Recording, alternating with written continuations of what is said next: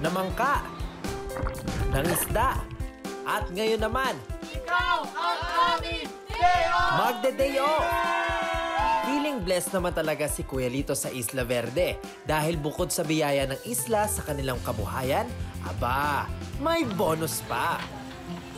Kuya Lito, Ken and everybody, ang ating buena manong sorpresa para kay Kuya Lito. Isa pong... Charan! Yan!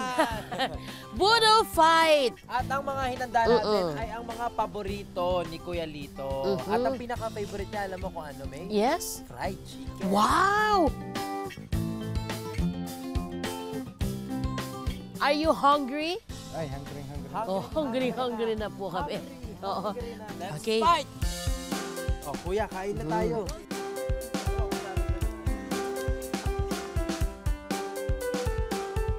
Yan.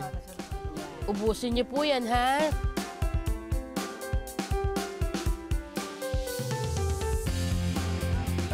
Oh, naman! Ay!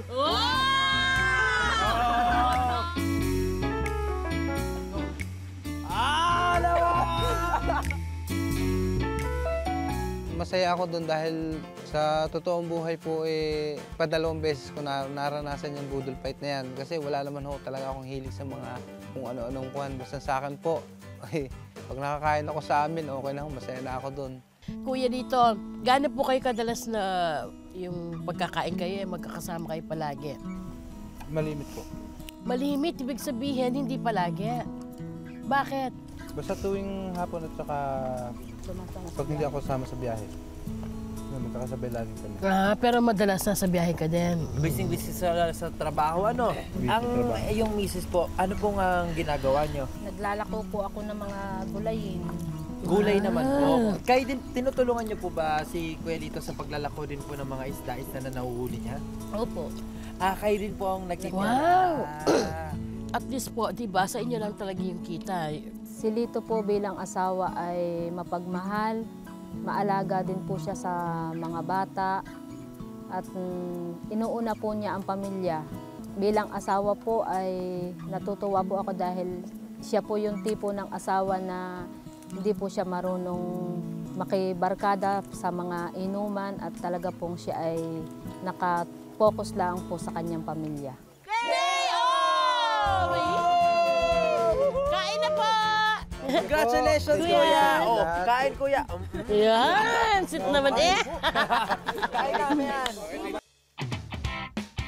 Pagkatapos ng masarap na budol fight dinner, nakipag-bonding naman kami ni May kina Kuya Lito at Ate Anisha habang nasa bonfire. How sweet!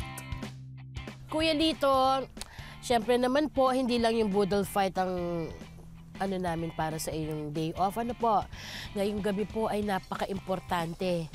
Kasi po, pagsasaluhan po natin yung munting nakuha po natin na walang kalaban-laban. Ito po yung sea urchin, ha? Ito na nga, hawak ko na May. O, yan.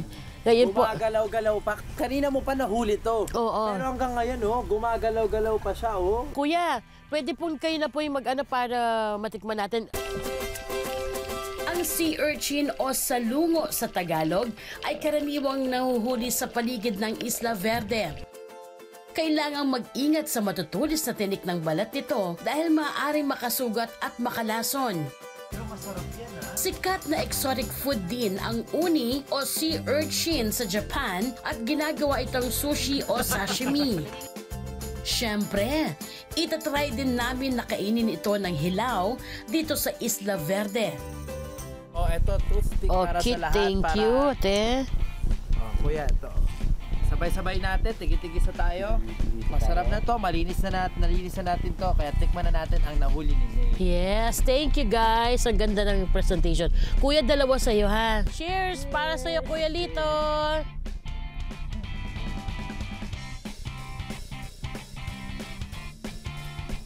Sakto lang sa ano, sarap lang may suka. Sarap. Malinamnam siya, no? Lasang... Saka, malalasa mo talaga yung linamnam ng dagat. Lasang talaba. Tsaka tulya, ganyan, na? At lasa ring yung taba ng alimango. Sa totoo lang ho, nga ngayon din lang ako nakapagbukas ng gayon, na sea urchin na yan. Dahil nakakahuli ako pagka may umorder lang sa amin pero hindi ako nakakaranas na magbukas ng ganun. At yung nakatikim nga ako noon nung matagal ng panahon, hindi rin naman ako nag-ano. At yung misis ko, yan first time din lang ho niya nakakain ng gayon. Meron ka ba ating gustong sabihin kay Kuya Lito? Para po sa aking asawa, ang aking masasabi po ay salamat sa kabila ng ako ay nagkaroon ng unang asawa ay sa dami ng aking anak ay ako'y kanyang pinakisamahan. Ako'y itinuro niya na dalaga. Kaya ako'y nagpapasalamat sa kanya at pati ang aking mga anak ay kinupkup din po niya. That's a beautiful message. Ano namang masasabi mo doon, Kuya Lito, sa sinabi ng iyong asawa? Sa akin po wala pong problema. Basta love.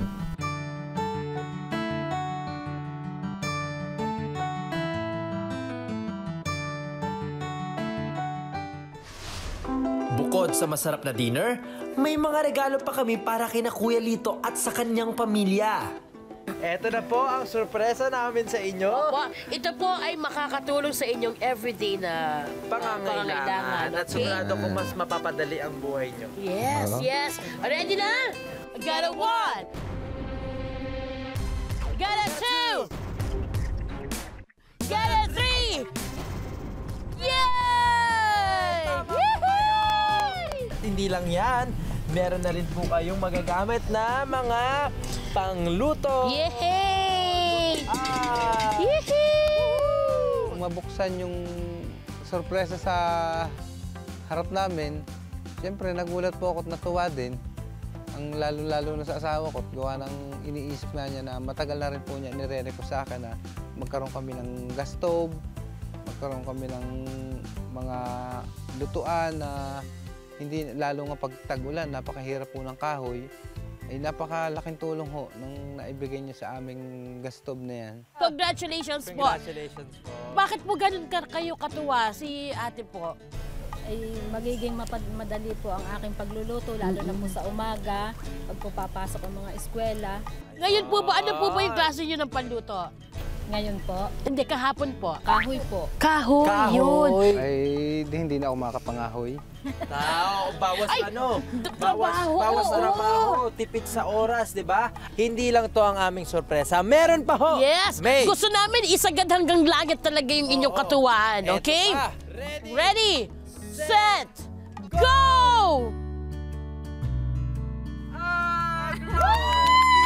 Para sa inyo lahat yan.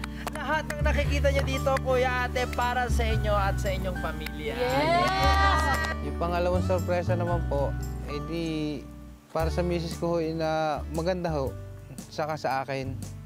Dahil minsan nga, ang mga bata, gustong-gusto rin makatikim ng ibang ulam. Nananawa na rin nga po sa isda. Pagka gayon may kaunting groceries, meron silang maiulam. Yay! Congratulations! God bless you guys! Ito ang day off para sa'yo!